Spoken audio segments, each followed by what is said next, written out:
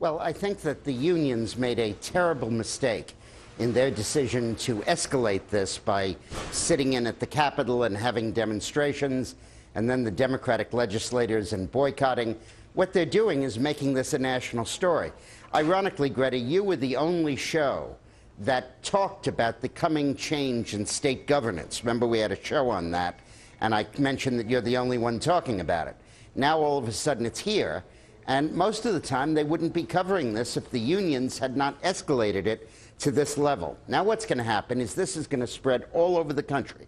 Indiana, Ohio, Pennsylvania, Tennessee, Louisiana, Idaho, Florida, Michigan. It'll spread all over. And I believe that this marks the end of the dominance of the teachers' union. Let's remember that this is all about education. It's only a bit about balancing the budget.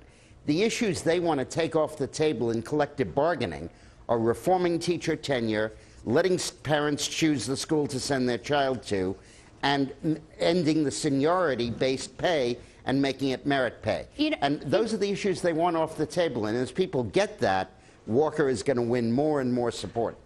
See, this is the way that I look at it. I'm trying to think how the Wisconsin voters would look at it. And there's really a $30 million issue, I think, tomorrow, because the bonding, they have to do the refinancing tomorrow, and the number I've heard at least is $30 million. And who's going to, if it doesn't happen tomorrow, if there isn't a vote, who's going to get stuck with that $30 million? Is the governor going to get blamed, or the Democrats? Are they going to think the 14 Democrats aren't doing their jobs, that they're a bunch of babies and won't come home? Or are they going to think that the governor got what he wanted with the health care and the pension, and he just, and the collective bargaining, that he could have waited for another time? I don't know who's going to blame, but the reason why I see this as important is because if the Republicans win this round, it means Wisconsin is probably going to move to the Republican come 2012. If the governor loses this, it could continue to remain in the Democratic category come 2012, and Wisconsin's that swing state. It's a very important state. Am I wrong?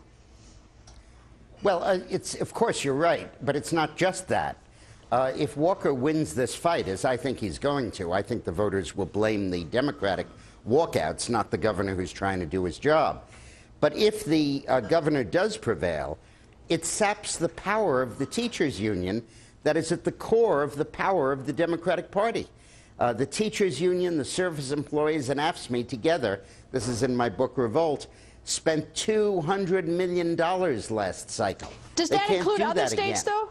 Does that, I mean, when you say that they'll essentially be defanged, so that would have a national impact if they get defanged, so to speak, in Wisconsin?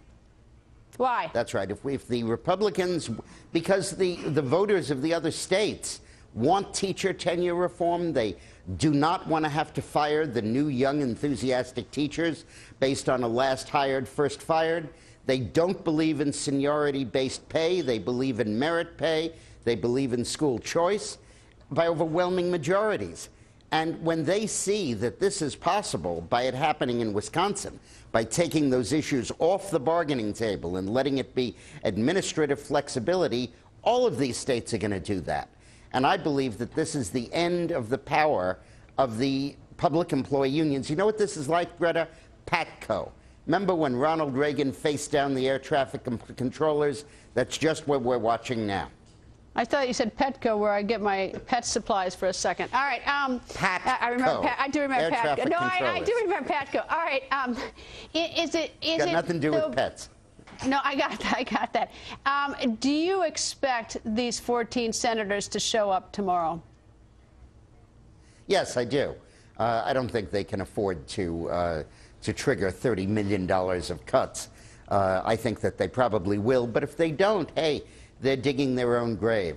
But the important point is, Walker is making a mistake because he's talking about the fiscal side of this equation. That's fine. That's good. He's talking about holding down taxes and all that. That's great. But he can't just say what he doesn't want, which is collective bargaining to cover these issues. He has to talk about what he does want, the education reforms that were at the core of his campaign. Dick, thank you.